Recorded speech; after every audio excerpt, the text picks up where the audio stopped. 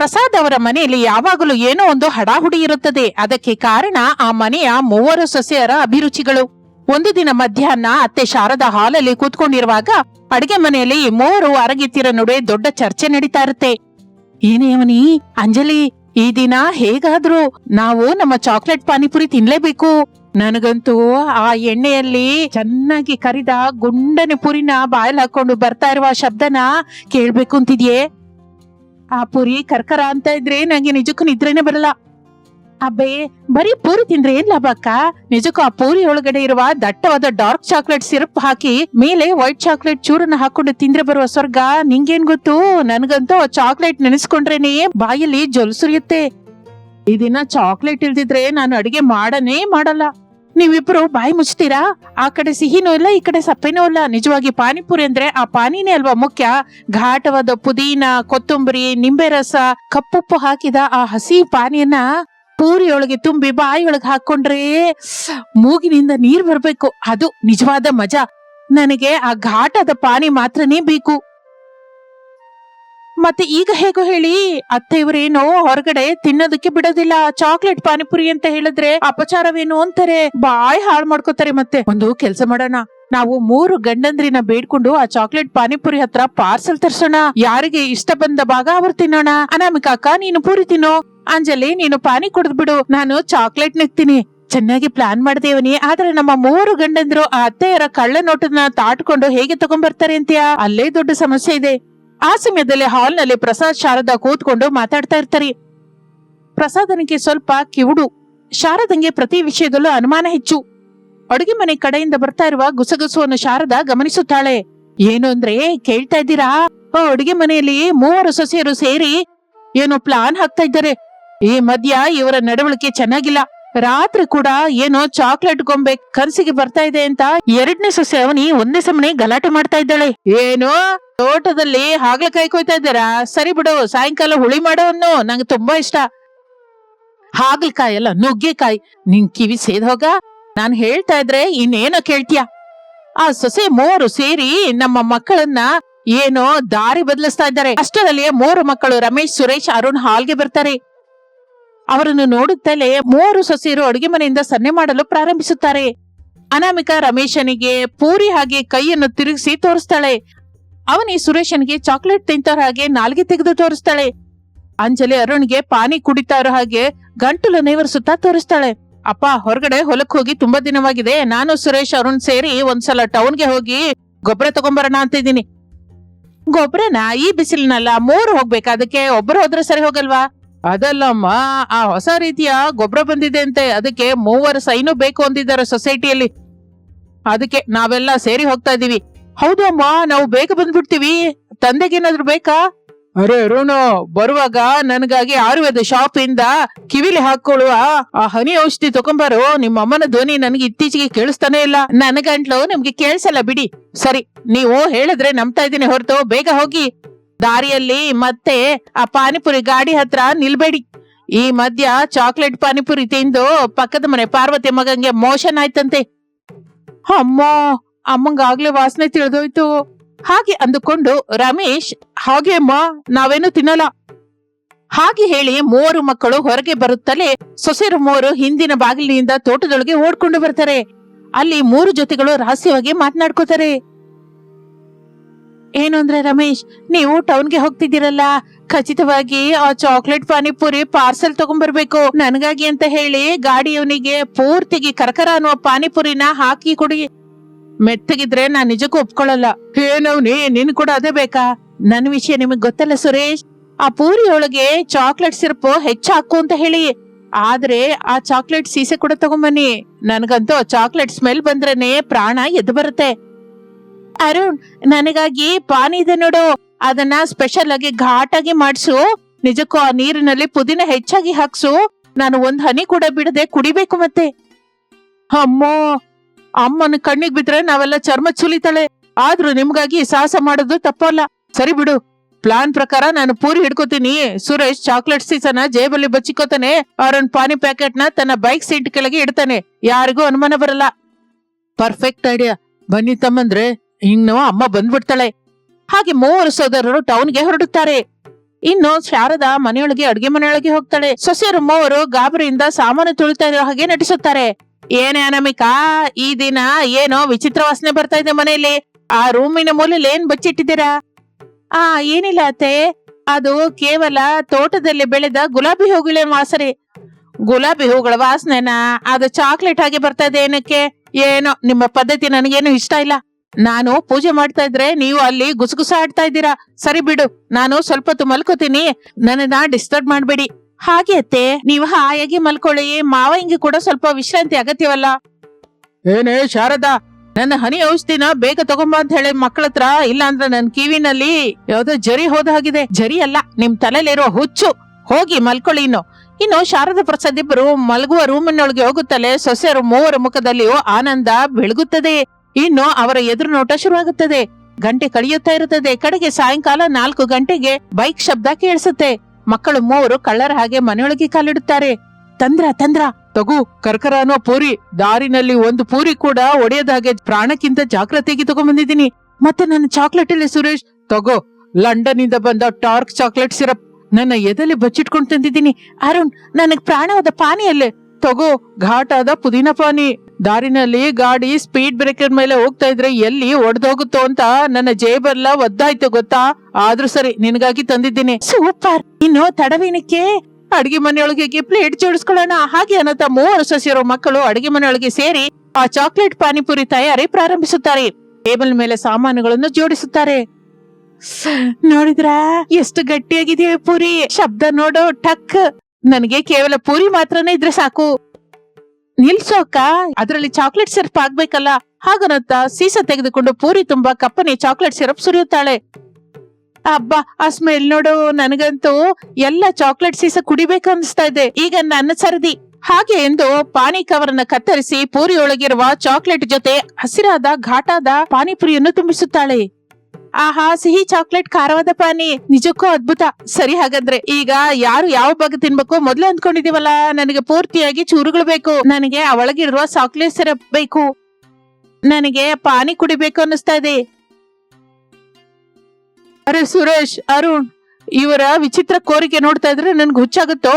ಪಾನಿಪುರಿನ ಹೀಗೆ ಬಿಡಿ ಭಾಗವಾಗಿ ತಿನ್ನುವ ವಿಚಿತ್ರ ಮನುಷ್ಯರನ್ನ ನಾನೆಲ್ಲೂ ನೋಡಿಲ್ಲ. ಹೌದು ಅಣ್ಣಯ್ಯ, ಪಾನಿಪುರಿ ಅಂದ್ರೆ ಎಲ್ಲ ಸರಿ ಬಾಯೊಳಗ್ ಹಾಕೋಬೇಕಲ್ಲ. ಇವ್ರೇನು ಒಬ್ರು ಪೂರಿ, ಒಬ್ರು ಚಾಕ್ಲೇಟು, ಒಬ್ರು ಪಾನಿ ಅಂತ ಇದ್ದಾರೆ. ಹೋಗ್ಲಿ ಬಿಡು ಅಣ್ಣಯ್ಯ, ನಮ್ಮ ಪ್ರಶಾಂತತೆಗಾಗಿ ಅವರಿಗೆ ಇಷ್ಟ ಬಂದದ್ದನ್ನು ತಿನ್ನೋಕ್ ಬಿಡೋಣ. ಹಾಗೆ ಅಂದುಕೊಳ್ಳುತ್ತಾ ಇರುವಾಗ ಅನಾಮಿಕಾ ಪೂರಿಯನ್ನು ಮೆಲ್ಲಗೆ ಕುರಿದು ಆ ಕ್ರಂಚ್ ಅನ್ನ ಆಸ್ವಾದಿಸುತ್ತಾಳೆ. ಅವನಿ ಚಾಕ್ಲೇಟ್ ಸಿರಪ್ ಸ್ಪೂನ್ ಅಲ್ಲಿ ತಿಂತಾಳೆ. ಅಂಜಲಿ ಗ್ಲಾಸ್ಗೆ ಪಾನಿ ಸುರ್ಕೊಂಡು ಗಟಗಟ ಕುಡಿಯುತ್ತಾಳೆ. ಎಲ್ಲರೂ ಆನಂದದಲ್ಲಿ ಮುಳುಗಿ ತೇಲುತ್ತಾ ಇರುವಾಗ ಹಠಾತ್ತಾಗಿ ಅಡುಗೆ ಮನೆ ಬಾಗಿಲು ತೆಗೆಯುತ್ತದೆ. ಶಾರದಾ ಒಳಗಡೆಗೆ ಕಾಲಿಡುತ್ತಾಳೆ. ಆಕೆ ಹಿಂದೆ ಪ್ರಸಾದ್ ಕೂಡ ಬರ್ತಾನೆ. ಕತ್ತೆ ಬಡವ್ರ, ಏನ್ ನಡೀತಿದ್ಯೋ ಅಲ್ಲಿ? ಆ ಟೇಬಲ್ ಮೇಲೆ ಇರುವ ಕಪ್ಪನೆ ಪದಾರ್ಥ ಏನು? ಆ ಹಸು ಬಣ್ಣದ ದ್ರವವೇನು? ಅಮ್ಮ, ಅತ್ತೆ ಬಂದ್ಬಿಟ್ರು. ಅದು ಅತ್ತೆ, ನಾವು ಅಡಿಗೆ ಮನೆಯನ್ನ ಕ್ಲೀನ್ ಮಾಡ್ತಾ ಇದ್ವಿ. ಕ್ಲೀನ್ ಮಾಡ್ತಾ ಇದ್ದೀರಾ? ಬಾಯೆಲ್ಲ ಕಪ್ಪಗೆ ಮಾಡ್ಕೊಂಡು ಕ್ಲೀನ್ ಮಾಡ್ತಾ ಇದ್ದೀರಾ? ರಮೇಶ್, ನೀನೇನು ಆ ಕೈಯಲ್ಲಿ ಪೂರಿ ಹಿಡ್ಕೊಂಡಿದ್ಯಾ? ನೀವೆಲ್ಲ ಸೇರಿ ನನ್ನನ್ನು ಮೋಸ ಮಾಡ್ತಾ ಇದ್ದೀರಾ? ಏನು ಆ ಟೇಬಲ್ ಮೇಲಿರೋದು ಹೆಂಡದ ಬಾಟ್ಲಿನಾ? ಏನು ನನ್ ಮಕ್ಕಳು ಆಗ್ಲೇ ಹೆಂಡ ಕುಡಿಯೋದು ಅಭ್ಯಾಸ ಮಾಡ್ಕೊಂಡ್ರ? ಕುಡಿಯೋದಲ್ಲ, ಅಳೋದು. ಕೆಪ್ಪ ಮಾವಯ್ಯ, ಸ್ವಲ್ಪ ನಿಲ್ಸಿ. ಅನಾಮಿಕಾ, ನೀನು ದೊಡ್ಡ ಸೊಸೆ, ನಿನಗಾದ್ರೂ ಬುದ್ಧಿ ಇರಬಾರ್ದಾ? ಏನಿದೆಲ್ಲ? ಕ್ಷಮಿಸ್ಬಿಡಿ ಅತ್ತೆ, ನಮಗೆ ತುಂಬಾ ದಿನದಿಂದ ಈ ಚಾಕ್ಲೇಟ್ ಪಾನಿಪುರಿ ತಿನ್ಬೇಕು ಅಂತ ಇತ್ತು. ಆದ್ರೆ ನೀವಂದ್ರೆ ಭಯದಿಂದ ಹೀಗೆ ಕಳ್ಳತನದಿಂದ ತರ್ಸಿದ್ವಿ. ಹೌದು ಅತ್ತೆ, ಆದ್ರೂ ನಾವೆಲ್ಲ ಪಾನಿಪುರಿ ತಿಂದಿಲ್ಲ. ಅನಾಮಿಕಾ ಅಕ್ಕ ಕೇವಲ ಪುರಿಯೇ ತಿಂತಾಳೆ. ಅವನಿ ಚಾಕ್ಲೇಟ್ ಮಾತ್ರವೇ ತಿಂತಾಳೆ. ನಾನು ಕೇವಲ ಪಾನಿ ಮಾತ್ರವೇ ಕುಡಿತೀನಿ. ಅವರವರ ಭಾಗ ಅವರದ್ದು. ಏನೋ ಪಾನಿಪುರಿ ಕೂಡ ವಿಭಜಿಸಿ ತಿಂತೀರಾ? ಇಂಥ ವಿಚಿತ್ರ ಮನುಷ್ಯರು ನನ್ನ ಸೊಸೆಯಾಗಿ ಬರುವುದು ನನ್ನ ಅದೃಷ್ಟನೋ ದೌರ್ಭಾಗ್ಯನೋ? ಹೌದಮ್ಮ, ಇವರು ಒಬ್ಬೊಬ್ಬರಿಗೆ ಒಂದು ಭಾಗವಿಷ್ಟ, ಅದಕ್ಕೆ ಹೀಗೆ ಪಾನಿಪುರಿನ ಬೇರೆ ಮಾಡಿ ತಿಂತಾ ಇದ್ದಾರೆ. ಆ ಸಮಯದಲ್ಲಿ ಪ್ರಸಾದ್ ಟೇಬಲ್ ಹತ್ರಕ್ಕೆ ಹೋಗಿ ಒಂದು ಪೂರಿ ತೆಗೆದುಕೊಂಡು ಅದರಲ್ಲಿ ಚಾಕ್ಲೇಟ್ ಪಾನಿ ಸುರಿದು ಬಾಯಲ್ಲಿ ಹಾಕುತ್ತಾನೆ. ಏನು ಅಂದ್ರೆ ಏನ್ ಮಾಡ್ತಾ ಇದ್ದೀರಾ ನೀವು? ಅದು ವಿಷನೋ ಏನೋ ಗೊತ್ತಿಲ್ಲ, ತಿನ್ಬೇಡಿ. ಅಬ್ಬಾ, ಅದ್ಭುತ ಶಾರದಾ, ಇದು ನಿಜಕ್ಕೂ ದೇವಲೋಕದಲ್ಲಿ ಕೂಡ ಸಿಕ್ಕಲ್ಲ. ಕರಕರ ಅನ್ನುವ ಪೂರಿ, ಸಿಹಿಯಾದ ಚಾಕ್ಲೇಟು, ಘಾಟಾದ ಪಾನಿ. ಅಬ್ಬಾ, ನನ್ನ ಕಿವಿಲ್ ಏನೋ ಹೊಸ ರಾಗ ಕೇಳಿಸ್ತಾ ಇದ್ದ ಹಾಗಿದೆ. ನನ್ನ ಕಿವಿಡು ಕೂಡ ಕಡಿಮೆ ಆಗಿದೆ ಶಾರದಾ. ನೋಡಿದ್ಯಾ ಅಮ್ಮ, ಅಪ್ಪಂಗೆ ಹಿಡಿಸಿದೆ. ಅವರ ಕಿವಿ ಕೂಡ ಕೇಳಿಸ್ತಾ ಇದೆ ಅಂತೆ. ನಿಜವಾಗಿನಾ? ಅಷ್ಟು ಚೆನ್ನಾಗಿದ್ಯಾ ಅದು? ತಗೊಳ್ಳಿ ಅತ್ತೆ, ನಿಮ್ಗಾಗಿ ಸ್ಪೆಷಲ್ ಆಗಿ ಡಾರ್ಕ್ ಚಾಕ್ಲೇಟ್ ಇಂದ ತಯಾರು ಮಾಡಿದ್ದೀನಿ, ಒಂದು ಸಲ ತಿಂದು ನೋಡಿ. ಆಗ ಶಾರದಾ ಆ ಪೂರಿ ತಿನ್ನುವಾಗಲೇ ಆಕೆ ಮುಖದಲ್ಲಿ ಕೋಪ ಮಾಯವಾಗಿ ಒಂದು ವಿಚಿತ್ರವಾದ ಆನಂದ ಬೆಳಗುತ್ತದೆ. ಆಕೆ ಕಣ್ಣು ಮುಚ್ಚಿಕೊಂಡು ಆ ರುಚಿಯನ್ನ ಆಸ್ವಾದಿಸುತ್ತಾಳೆ. ಅರೆ ರಮೇಶು, ನಿಜವಾಗಿ ಚಾಕ್ಲೇಟ್ ಪಾನಿಪುರಿ ತುಂಬಾ ಚೆನ್ನಾಗಿದೆ ಕಣೋ. ಆದ್ರೆ ನೀವೀಗ ಕಳ್ಳರ ಹಾಗೆ ಬಚ್ಕೊಂಡು ತಿನ್ನೋದು ನನಗಿಷ್ಟವಿಲ್ಲ. ನನ್ನ ಕೇಳಿದ್ರೆ ನಾನೇ ಸ್ವಯಂ ಆಗಿ ಮನೇಲಿ ಮಾಡ್ಕೊಡ್ತಾ ಇದ್ದಲ್ಲ. ನಿಜವಾಗಿನ ಅತ್ತೆ, ನೀವು ಕೋಪ ಮಾಡ್ಕೋತೀರಾ ಅಂತ ನಾವು ಬಹಳ ಭಯಪಟ್ವೆ.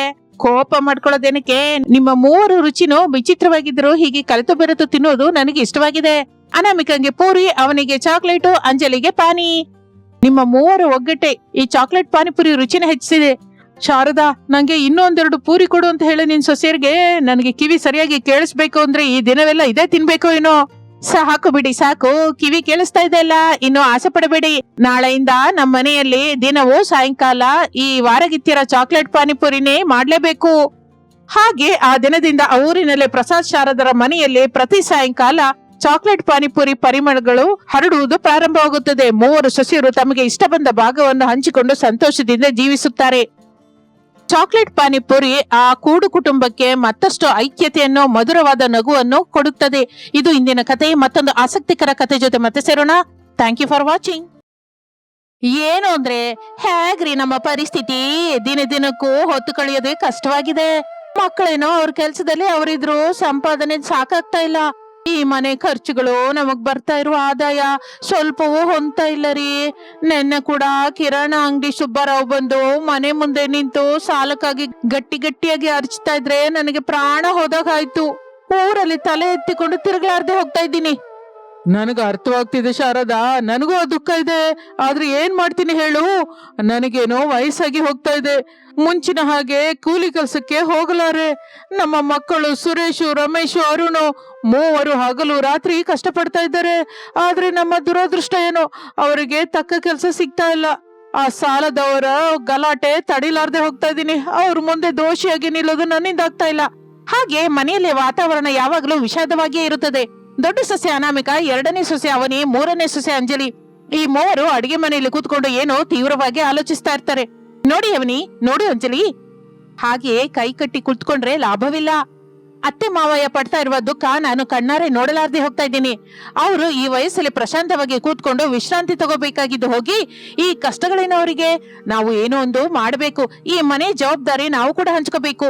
ಹೌದು ಅಕ್ಕ, ನೀನ್ ಹೇಳಿದ್ದು ಅಕ್ಷರಶಃ ನಿಜನೇ. ಆದ್ರೆ ನಾವೇನ್ ಮಾಡ್ತೀವಿ ಹೇಳು? ನಾವು ಓದ್ಕೊಂಡಿದ್ದು ಕಡಿಮೆನೇ ಅಲ್ವಾ? ಯಾವ್ದಾದ್ರು ಆಫೀಸ್ ಕೆಲ್ಸಕ್ಕೆ ಏನಾದ್ರು ಹೋಗ್ಬೇಕು ಅಂದ್ರು ಈ ಊರಲ್ಲಿ ಯಾರು ಕೊಡ್ತಾರೆ ಹೇಳು? ಹೋಗ್ಲಿ, ಯಾವ್ದಾದ್ರು ಹೊಲಿಗೆ ಕೆಲ್ಸ ಮಾಡೋಣ ಅಂತಂದ್ರೆ ನಮ್ಮ ಹತ್ರ ಮಿಷಿನ್ ತಗೊಳ್ಳೋಷ್ಟು ದುಡ್ಡಿಲ್ವಲ್ಲ. ಹೌದು ಅಕ್ಕ, ಅವನಿ ಅಕ್ಕ ಹೇಳಿದ ಹಾಗೆ ನಮಗೆ ತಿಳಿದಿದ್ದೇನಿದೆ. ಮನೆ ಕೆಲ್ಸ ಮಾಡ್ಕೊಳ್ಳೋದು, ಎಲ್ರಿಗೂ ರುಚಿಯಾಗಿ ಅಡ್ಗೆ ಮಾಡಿ ಹಾಕೋದು. ಅದು ಬಿಟ್ಟು ನಮಗೆ ಹೊರಗಿನ ಪ್ರಪಂಚ ದೊಡ್ಡದಾಗಿ ಗೊತ್ತಿಲ್ವಲ್ಲ.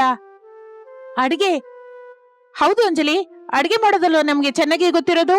ನಮ್ಮ ಮನೆಗೆ ಯಾರು ಬಂದ್ರು ನಮ್ಮ ಕೈ ಅಡಿಗೆ ತಿಂದು ಎಷ್ಟಾಗಿ ಮೆಚ್ಕೋತಾರೋ ನಿಂಗೆ ಗೊತ್ತಿಲ್ವಾ?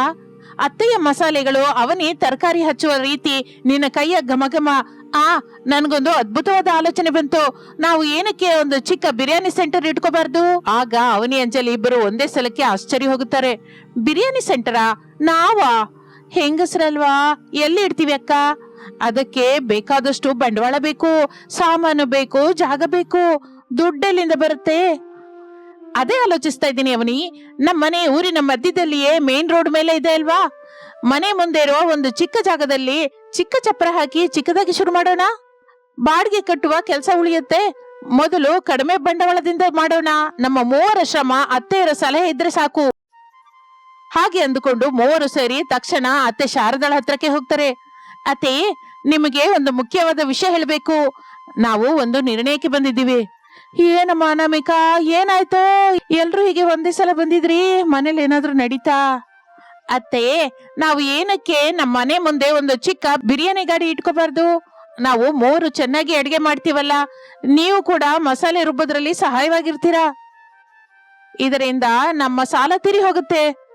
ಏನಮ್ಮ ನೀನು ಮಾತಾಡೋದು? ಬಿರಿಯಾನಿ ಗಾಡಿನ? ನಮ್ಮ ಕುಟುಂಬದ ಮರ್ಯಾದೆ ಏನಾಗಿ ಹೋಗುತ್ತೆ? ಊರಲ್ಲಿ ಜನರು, ಮುಖ್ಯವಾಗಿ ಪಕ್ಕದ ಮನೆಯವ್ರು ಏನ್ ಅಂದ್ಕೋತಾರೆ? ನಾಳೆ ಬೆಳಿಗ್ಗೆ ಗುಡಿಗೆ ಹೋದ್ರೆ ನನ್ ನೋಡಿ ನಗಲ್ವಾ? ಪ್ರಸಾದ್ ಅವರು ಸೊಸೆ ಅಂದ್ರು ರೋಡ್ ಮೇಲೆ ಬಿರಿಯಾನಿ ಮಾರ್ತಾ ಇದ್ದಾರೆ, ಎಂತ ಕರ್ಮ ಹಿಡಿತು ಇವರಿಗೆ ಅಂತ ಅವಹೇಳನ ಮಾಡ್ತಾರಲ್ಲಮ್ಮ, ಬೇಡ. ನಮ್ಗೆ ಈ ಆಲೋಚನೆ ಮಾತ್ರ ಇಡಿಸ್ಲಿಲ್ಲಮ್ಮ. ಹಸುವೆ ಇದ್ರು ಸರಿ, ಮರ್ಯಾದೆ ತೆಗೆಯೋ ಕೆಲ್ಸ ಬೇಡ. ಹಾಗೆ ಅನ್ನುತ್ತಾ ಕೋಪದಿಂದ ಹೇಳಿ ಒಳಗಡೆಗೆ ಹೊರಟು ಹೋಗುತ್ತಾಳೆ. ಆಗ ಅನಾಮಿಕಾ ನಿರಾಸೆ ಪಡಲಿಲ್ಲ. ಮಾವ ಪ್ರಸಾದನ ಹತ್ತಿರ ಹೋಗಿ ವಿಷಯವನ್ನೆಲ್ಲ ಮುತ್ತು ಪೋಣಿಸಿದ ಹಾಗೆ ಹೇಳುತ್ತಾಳೆ. ಪ್ರಸಾದ್ ತೀವ್ರವಾದ ಆಲೋಚನೆಯಲ್ಲಿ ಬೀಳ್ತಾನೆ. ನೀನು ಹೇಳಿದ್ದು ಚೆನ್ನಾಗಿದೆ ಅಮ್ಮ ಅನಾಮಿಕಾ, ನಿನ್ನ ಉದ್ದೇಶ ಒಳ್ಳೇದೇ. ಆದ್ರೆ ನಿಮ್ಮತ್ತೆ ಹೇಳಿದ್ದು ಕೂಡ ಆಲೋಚಿಸ್ಬೇಕಲ್ಲ. ಸಮಾಜ ಏನ್ ಅಂದ್ಕೊಳುತ್ತೋ ಅನ್ನುವ ಭಯ ಅವಳಿಗೆ. ಮರ್ಯಾದೆ ಇರುವ ಕುಟುಂಬ ಅಮ್ಮ ನಮ್ದು. ಆದ್ರೂ ಇದೆಲ್ಲ ಪಕ್ಕಕ್ಕಿಟ್ರು ನಮ್ಮ ಹತ್ರ ಬಂಡವಾಳಕ್ಕೆ ಕನಿಷ್ಠ 10,000 ಬೇಕಲ್ಲ. ಸಾಮಾನುಗಳು, ಅಕ್ಕಿ, ಮಾಂಸ ಇದೆಲ್ಲ ಹೇಗೆ ಬರುತ್ತೆ? ಮಾವಯ್ಯ, ಸಮಾಜ ದಿನಾನೂ ಬಂದು ನಮ್ಗೆ ಅನ್ನ ಹಾಕಲ್ವಲ್ಲ. ಸಾಲದವರು ಮನೆಗೆ ಬಂದು ಅರಚ್ತಾ ಇದ್ರೆ ಈ ಸಮಾಜದಲ್ಲಿ ಯಾರಾದ್ರೂ ಬಂದು ನಿಲ್ಸಿದ್ದಾರಾ? ಕಷ್ಟದಲ್ಲಿದ್ದಾಗ ಯಾರು ಬರ್ಲಿಲ್ಲ. ನಾವು ಕಷ್ಟಪಟ್ಟು ಪ್ರಾಮಾಣಿಕತೆಯಿಂದ ಕೆಲಸ ಮಾಡ್ಕೊಂಡು ಬದುಕಿದ್ರೆ ಅದರಲ್ಲಿ ತಪ್ಪೇನಿದೆ? ಒಂದು ಬಂಡವಾಳ ಅಂತೀರಾ? ನನ್ನ ಹತ್ರ ನನ್ನ ಮದುವೆ ಆದಾಗ ನಮ್ ತಂದೆ ಕೊಟ್ಟ ಚಿಕ್ಕ ಬಂಗಾರದ ಸರವಿದೆ. ಅದನ್ನ ಅಡ ಇಟ್ಬಿಟ್ಟು ಶುರು ಮಾಡೋಣ. ಹೇಗಾದ್ರೂ ದಯವಿಟ್ಟು ಅತ್ತೆಗೆ ನೀವೇ ಬುದ್ಧಿ ಹೇಳಿ. ಈ ಒಂದು ಅವಕಾಶ ನಮಗ್ ಕೊಡ್ಸಿ ಮಾವಯ್ಯ. ಅದನ್ನು ನೋಡಿ ಸೊಸೆಯಂದರ ಛಲ, ಕುಟುಂಬದ ಮೇಲಿರುವ ಅವರ ಅಕ್ಕರೆ ನೋಡಿ ಪ್ರಸಾದ್ ಸ್ರವಿಸಿ ಹೋಗುತ್ತಾನೆ. ರಾತ್ರಿ ಊಟವಾದ ಮೇಲೆ ಶಾರದಳ ಹತ್ರ ಏಕಾಂತವಾಗಿ ಮಾತನಾಡುತ್ತಾನೆ. ನೋಡು ಶಾರದಾ, ಮಕ್ಕಳು ಹೇಳ್ತಿರೋದ್ರಲ್ಲಿ 100ಕ್ಕೆ 100 ಪಾಲು ನ್ಯಾಯವಿದೆ. ನಾವು ಗೌರವ ಮರ್ಯಾದೆ ಅಂತ ಮನೇಲಿ ಕೂತ್ಕೊಂಡ್ರೆ ನಮ್ಮ ಹಸುವೆ ತೀರೋದಿಲ್ಲ, ಸಾಲುಗಳು ತೀರೋದಿಲ್ಲ. ಅವರು ಕಷ್ಟಪಡ್ತೀವಿ, ಕುಟುಂಬವನ್ನು ನಿಲ್ಲಿಸ್ತೀವಿ ಅಂತ ಇದ್ದಾರಲ್ಲ. ಅನಾಮಿಕಾ ತನ್ನ ಒಡವೆ ಕೂಡ ಅಡ ಇಡ್ತೀನಿ ಅಂತ ಇದ್ದಾಳೆ. ಅವರ ಆತ್ಮವಿಶ್ವಾಸವನ್ನು ನಾವು ಸಾಯಿಸಬಾರ್ದು ಶಾರದಾ.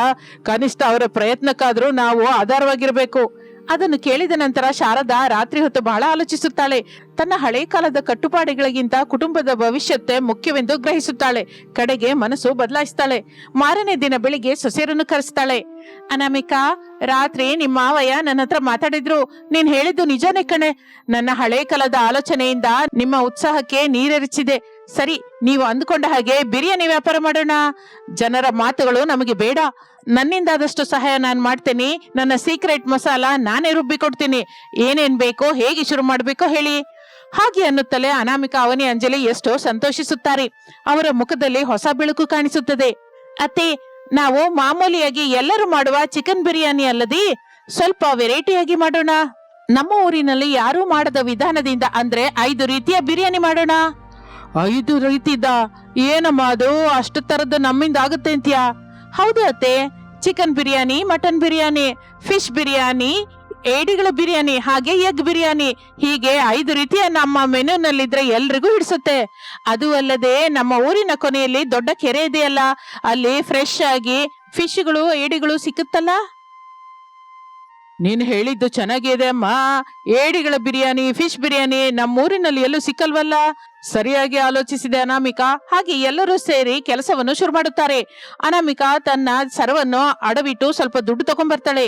ರಮೇಶ್, ಸುರೇಶ್, ಅರುಣ್ ಕೂಡ ಈ ಆಲೋಚನೆಯನ್ನು ಕೇಳಿದ ನಂತರ ತಮ್ಮಿಂದ ಸಹಾಯ ಮಾಡಲಿಕ್ಕೆ ಶುರು ಮಾಡುತ್ತಾರೆ.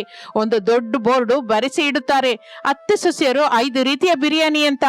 ಹಾಗಿರುವಾಗ ಮೊದಲ ದಿನ ಪ್ರಾರಂಭವಾಗುತ್ತದೆ. ಬೆಳಿಗ್ಗೆಯಿಂದೇ ಅತ್ತೆ ಸೊಸೆಯರು ಅಡಿಗೆ ಮನೆಯಲ್ಲಿ ಮಹಾ ಬಿಸಿಯಾಗಿರ್ತಾರೆ. ಶಾರದಾ ಕಲ್ಲಿನಲ್ಲಿ ಮಸಾಲೆ ರುಬ್ತಾ ಇದ್ರೆ ಅನಾಮಿಕಾ ಚಿಕನ್, ಮಟನ್ ತೊಳೆಯುತ್ತಾಳೆ. ಅವನಿ ಹಸಿಮೆಣಸು, ಈರುಳ್ಳಿ, ಪುದೀನ ಹಚ್ತಾ ಇದ್ರೆ ಅಂಜಲಿ ಅಕ್ಕಿ ತೊಳೆದು ರೆಡಿಯಾಗಿಡ್ತಾಳೆ. ಅಮ್ಮ, ನಿಮ್ ಮಸಾಲೆ ವಾಸನೆ ಈ ಬೀದಿ ಕೊನೆವರೆಗೂ ಹೋದಾಗಿದೆ. ನನಗೆ ಬಾಯಲ್ಲಿ ನೀರ್ ಬರ್ತಾ ಇದೆ. ಜನ ಖಚಿತವಾಗಿ ಕ್ಯೂ ಕಟ್ತಾರೆ. ಹೌದು ಕಣಪ್ಪ, ನಮ್ಮ ಮನೇಲಿ ಎಲ್ಲರ ಪ್ರೇಮ ಸೇರಿಸಿ ಮಾಡ್ತಾ ಇರೋ ಅಡಿಗೆ ಅಲ್ವಾ. ಆ ಗಮ್ಮನದು ಎಲ್ಲಿ ಹೋಗುತ್ತೆ ಬಿಡು. ನಾನು ಬಾಳೆ ಎಲೆಯನ್ನೆಲ್ಲ ಚೆನ್ನಾಗಿ ತೊಳೆದು ಟೇಬಲ್ಸ್ ಮೇಲೆ ಇಟ್ಟಿದ್ದೀನಿ. ಅತ್ತಿಗೆ, ಕಸ್ಟಮರ್ಸ್ ಬರೋದೇ ತಡ. ಕೆರೆ ಹತ್ತಿರದಿಂದ ಏಡಿ ಕೂಡ ತಂದಿದ್ದೀನಿ. ಹಾಗೆ ಅಂದುಕೊಳ್ಳುತ್ತಾ ಮಧ್ಯಾಹ್ನ 12 ಗಂಟೆಯಾಗುವಷ್ಟರ ಹೊತ್ತಿಗೆ ಬಿಸಿ ಬಿಸಿಯಾಗಿ 5 ರೀತಿಯ ಬಿರಿಯಾನಿಗಳು ಸಿದ್ಧವಾಗುತ್ತದೆ. ಮೊದಲ ಕಸ್ಟಮರ್ ಆಗಿ ಊರಿನ ಪೋಸ್ಟ್ ಮ್ಯಾನ್ ಬರ್ತಾನೆ. ಏನಮ್ಮ ಅನಾಮಿಕಾ, ಹೊಸದಾಗಿ ಏನು ಶುರು ಮಾಡಿದ್ದೀರಂತೆ? ಬೋರ್ಡ್ ನೋಡ್ದೆ. ನಿಜಕ್ಕೂ ವಾಸನೆ ಸಖತ್ತಾಗಿದೆ. ನಿಜಕ್ಕೂ ಏನೇನಿದೆ ನಿಮ್ ಹತ್ರ? ಚಿಕನ್, ಮಟನ್, ಫಿಶ್, ಏಡಿ, ಎಗ್ ಬಿರಿಯಾನಿ ಇದೆ ರೀ. ಬಿಸಿ ಬಿಸಿಯಾಗಿದೆ. ನೀವು ಏನ್ ತಿಂತೀರಾ? ಏನ್ ಕೊಡು ಅಂತೀರಾ? ಏಡಿಗಳ ಬಿರಿಯಾನಿನಾ? ಇದೆಲ್ಲೂ ಕೇಳಲಿಲ್ವೇ?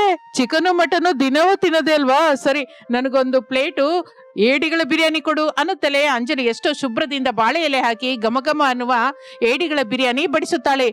ಬಿರಿಯಾನಿ ತಿಂದ ಪೋಸ್ಟ್ ಮ್ಯಾನ್ ಮುಖದಲ್ಲಿ ಹೇಳಲಾರದಷ್ಟು ಆನಂದ.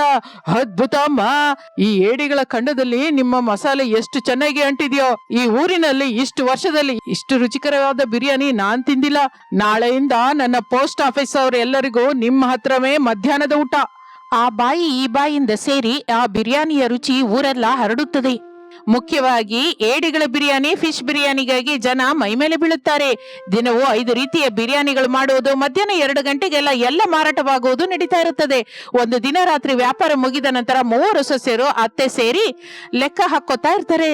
ಅಕ್ಕ, ಈ ದಿನ ಕೂಡ ಒಂದು ಚೂರು ಮಿಕ್ಕದ ಹಾಗೆ ಎಲ್ಲ ಮಾರಾಟವಾಯ್ತು. ಬಂಡವಾಳ ಹೋಗಿ ಈ ದಿನ ನಮಗೆ ತುಂಬಾ ಲಾಭ ಬಂದಿದೆ. ಹೌದು ಅವನಿ, ನಮ್ಮೆಲ್ಲರ ಕಷ್ಟಕ್ಕೆ ತಕ್ಕ ಪ್ರತಿಫಲ ಸಿಗ್ತಾ ಇದೆ. ಅತ್ತೆ, ನೀವು ಸ್ವಯಂ ಆಗಿ ಕಲ್ಲಲ್ಲಿ ಮಸಾಲೆ ರುಬ್ಬಿದ್ರಿಂದ ಆ ಬಿರಿಯಾನಿಗೆ ಎಂತ ಅದ್ಭುತವಾದ ರುಚಿ ಬರ್ತಾ ಇದೆಯೋ. ನೀವು ನಮಗೆ ಶ್ರೀರಾಮ ರಕ್ಷೆ. ನನ್ ಮಸಾಲೆಗೆ ಏನಾಗಿಲ್ಲಮ್ಮ ಹುಚ್ಚಿ, ನಿಮ್ಮ ಮೂವರ ಕಷ್ಟ, ನನ್ನ ಮೇಲಿರುವ ನಿಮ್ಮ ಪ್ರೇಮ ಅದರಲ್ಲಿದೆ. ಆದ್ರಿಂದ ಹಾಗೆ ಅಷ್ಟು ರುಚಿ ಬರ್ತಾ ಇದೆ. ನನ್ನ ಸೊಸೆಯರು ಇಷ್ಟು ಸಮರ್ಥರು ಅಂತ ನನಗೆ ಇಷ್ಟು ದಿನವೂ ಗೊತ್ತಿಲ್ಲ ಎಂದು ಅಂದುಕೊಳ್ಳುತ್ತಾ ಇರುವಾಗ ಸ್ವಲ್ಪ ತಿಂಗಳಲ್ಲಿ ವ್ಯಾಪಾರ ವಿಪರೀತವಾಗಿ ವೃದ್ಧಿ ಹೊಂದುತ್ತದೆ. ಅವರ ಮೇಲಿರುವ ಸಾಲವೆಲ್ಲ ಪೂರ್ತಿಯಾಗಿ ತೀರಿ ಹೋಗುತ್ತದೆ. ಅನಾಮಿಕ ಅಡವಿಟ್ಟ ಸರವನ್ನು ಬಿಡಿಸಿ ತರುತ್ತಾರೆ. ಪ್ರಸಾದ್, ಶಾರದಾಳ ಮುಖದಲ್ಲಿ ಹೋದ ಆನಂದ ತಿರುಗಿ ಬರುತ್ತದೆ. 3 ಮಕ್ಕಳು ಕೂಡ ಇನ್ನು ಯಾವ ಚಿಕ್ಕ ಕೆಲಸಕ್ಕೂ ಹೋಗದೆ ಮನೆ ಹತ್ತಿರುವ ವ್ಯಾಪಾರದಲ್ಲಿ ಪೂರ್ತಿಯಾಗಿ ಸಹಾಯ ಮಾಡಲಿಕ್ಕೆ ಶುರು ಮಾಡುತ್ತಾರೆ. ರಮೇಶ್ ಮಾರ್ಕೆಟ್ ಇಂದ ಸಾಮಾನು ತರುವುದು, ಸುರೇಶ್ ಕಸ್ಟಮರ್ಸ್ಗೆ ವೇಗವಾಗಿ ಸರ್ವ್ ಮಾಡುವುದು, ಅರುಣ್ ದುಡ್ಡಿನ ಲೆಕ್ಕ ನೋಡಿಕೊಳ್ಳೋದು, ಹೀಗೆ ಮನೆಯಲ್ಲಿರುವವರೆಲ್ಲರೂ ಕೆಲಸವನ್ನು ಹಂಚಿಕೊಳ್ಳುತ್ತಾರೆ. ಕುಟುಂಬವೆಲ್ಲವೂ ಒಂದೇ ಹಗ್ಗದ ಮೇಲೆ ನಿಂತಿರುತ್ತದೆ. ಹೀಗೆ ಸಾಗುತ್ತಾ ಇರುವಾಗ ಒಂದು ದಿನ ಮಧ್ಯಾಹ್ನ ಒಂದು ಹೊಸ ಬೆಲೆ ಬಾಳುವ ಕಾರು ಅವರ ಬಿರಿಯಾನಿ ಸೆಂಟರ್ ಮುಂದೆ ನಿಲ್ಲುತ್ತದೆ. ಅದರೊಳಗಿಂದ ಒಬ್ಬ ಯುವಕ ಒಂದು ದೊಡ್ಡ ಕ್ಯಾಮೆರಾ ಹಿಡ್ಕೊಂಡು ಇಳಿಯುತ್ತಾನೆ. ಅವನ ಹೆಸರು ಕಿರಣ್. ಅವನು ಯೂಟ್ಯೂಬ್ ಅಲ್ಲಿ ಒಬ್ಬ ಪ್ರಮುಖ ಫುಡ್ ಬ್ಲಾಗರ್. ನಮಸ್ಕಾರ ಫುಡೀಸ್, ನಾನು ನಿಮ್ಮ ಕಿರಣ್. ಈ ದಿನ ನಾವು ಒಂದು ಅದ್ಭುತವಾದ ವಿಭಿನ್ನವಾದ ಪ್ರದೇಶಕ್ಕೆ ಬಂದಿದ್ದೀವಿ. ಊರಿನ ಕೊನೆಯಿಂದ ಈ ಬಿರಿಯಾನಿ ಸುವಾಸನೆ ನನ್ನನ್ನು ಎಳ್ಕೊಂಡು ಬಂದಿದೆ. ಈ ಊರಿನಲ್ಲಿ ಅತ್ತೆ ಸೊಸೆಯರು 5 ರೀತಿಯ ಬಿರಿಯಾನಿ ಬಗ್ಗೆ ನಮ್ಮ ಸೋಷಿಯಲ್ ಮೀಡಿಯಾದಲ್ಲಿ ಕೂಡ ಬಹಳ ಕೇಳಿದ್ದೀನಿ. ಮುಖ್ಯವಾಗಿ ಅವರ ಏಡಿಗಳ ಬಿರಿಯಾನಿಗೆ ವೀರಾಭಿಮಾನಿಗಳಿದ್ದಾರಂತೆ. ಅದೇನೋ ಈ ದಿನ ಟೇಸ್ಟ್ ನೋಡೋಣ ಬನ್ನಿ. ಆಗ ಅನಾಮಿಕಾ, ಶಾರದಾ ಅಷ್ಟು ದೊಡ್ಡ ಕ್ಯಾಮೆರಾ ನೋಡಿ ಮೊದಲು ಸ್ವಲ್ಪ ಗಾಬರಿಯಾಗುತ್ತಾರೆ. ಆದ್ರೆ ಕಿರಣ್ ಅವ್ರ ಜೊತೆ ಬಹಳ ಫ್ರೆಂಡ್ಲಿಯಾಗಿ ಮಾತಾಡ್ತಾನೆ. ನಮಸ್ತೆ ಅಮ್ಮ, ನಿಮ್ಮ ಬಿರಿಯಾನಿ ಬಗ್ಗೆ ಸುತ್ತಮುತ್ತಲಿನ ಊರಲ್ಲಿ ಕೂಡ ನಾನು ಬಹಳ ಕೇಳಿದ್ದೀನಿ.